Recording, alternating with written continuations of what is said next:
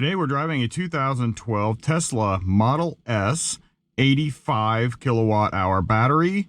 It is just a base model with the large battery pack. It's supposed to be 265 mile EPA average, and right now we are full at 240 miles.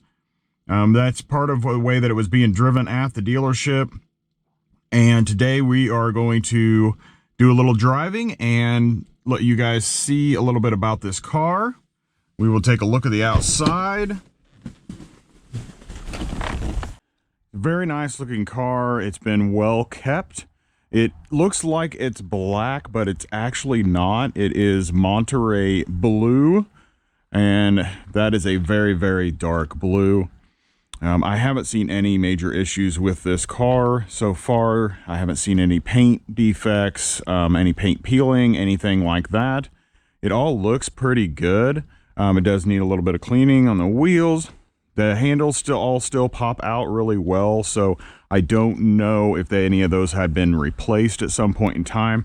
I also don't know about if the battery or any of the motors have been replaced. That seems to be a common theme of these first Teslas, that they did have to have some motors replaced, door handles replaced, things like that. Can pop the trunk, and it is one of those lift hatches, if that's what you want to call that. I don't know exactly the technical term for that, but you can see it's very large. It opens up like a hatchback. A lot of room back here. It does come with the charging cable, which was great. I was able to just disconnect my charging cable for my ID4 and connect the Tesla charger in there, and it charged it up overnight without any issues. So as you can see, the door handles pop out easily. They all work great. In the back, it does have the lighter interior. As you can see, it all looks like it's in pretty good shape. I don't see any really stains or anything like that. So they took real good care of this car, whoever owned it. And also see the interior looks really good. Seats have a little bit of stretching on them, but other than that, it's in really good shape. Looks nice. So let's go take it out for a drive. With this Tesla 2012, you've got your stock over here. Of course, drive is down just as normal. The only difference is over here is where the cruise control is, instead of pushing down for autopilot. And then your turn signals and everything are clear down up underneath here. And instead of these buttons controlling the steering wheel like they do now to bring it in and out after you change it on the screen, this one actually has a lever right down here that raises, lowers, pulls it in and out with this lever. I think is a lot better than trying to use these wheels to bring the steering wheel in and out. So one thing I did find out is that this car does have the air suspension, so you can raise and lower this car. I can't really tell that there's any advantage to raising it up or lowering it. I think the lowering it actually makes it just a little bit stiffer. I don't think that it makes it any more aerodynamic, because it only takes it down about 3/10 of an inch. But raising it up does increase it by almost an inch in height. Probably for different areas where you might need to raise the front end to go in so you don't scrape it. So driving this a little bit yesterday, it was difficult to find. It doesn't seem like it would be difficult, but it was difficult to find the cruise control that is mounted right here, because I had been in a Rivian and I had seen other videos on Teslas that the autopilot or cruise control was set by shifting stock over here instead of a separate one. So that's obviously something that has changed over the years.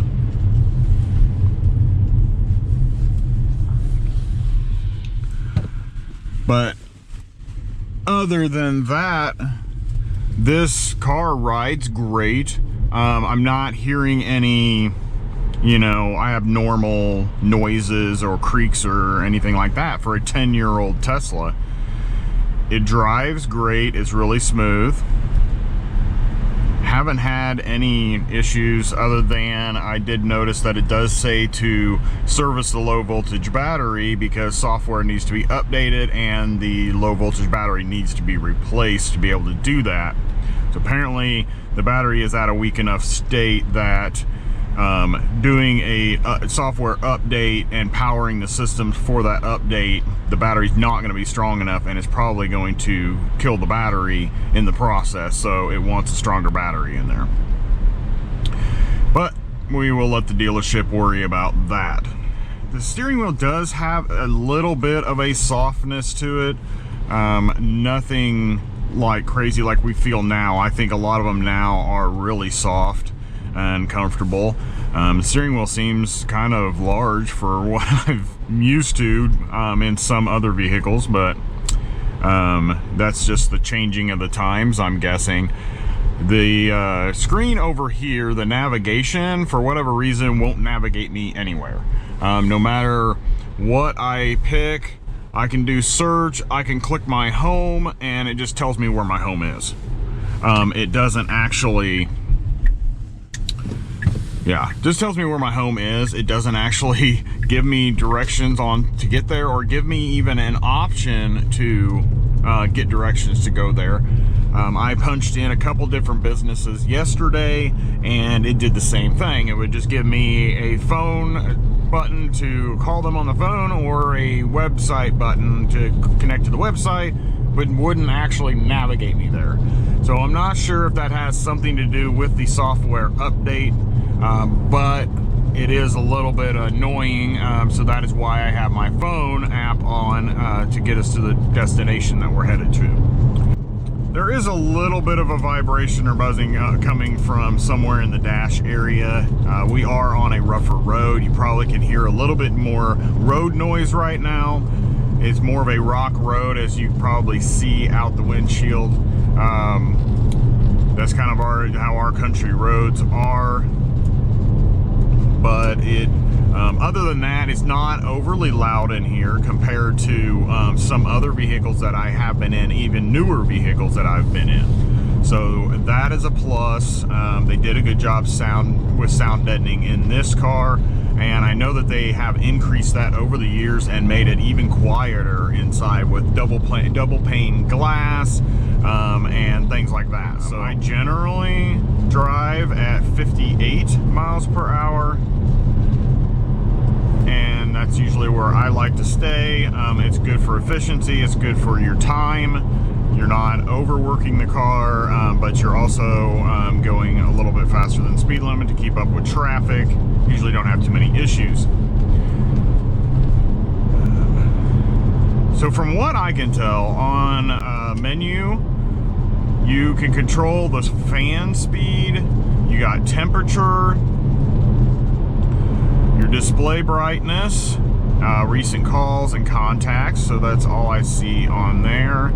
You go back out and then there is your efficiency right there. It is pretty comfortable. The seats, they're comfortable, but if you have a wallet or a large wallet in your pocket, it does actually kind of sit, and I don't know if you can see, but where it is, it kind of pushes the side bolster, pushes your wallet into your hip. So you want to probably make sure you've got that kind of well underneath you, or take it out and put it in the cubby hole here or down below. For a long trip, might be a little irritating and hurt your leg a little bit. I found that it's kind of pushing my hip and was kind of making my hip tired because it was pushing it in a way that I was kind of having to hold against it. It was just a little awkward. The cruise control is actually a pretty nice. I do like it on here because it's easy to control. If I want to set it, all I do is press up once and that sets my cruise. If I want to go up by 1 mile per hour, I just push it up once, goes up 1 mile per hour. If I want to go down, I press it down one, goes down 1 mile per hour. If I push it up farther, there's a click in there, it will go up by 5 miles per hour. Same going back down. You push it all the way down, you'll feel that click and it will reduce your speed by 5 miles per hour.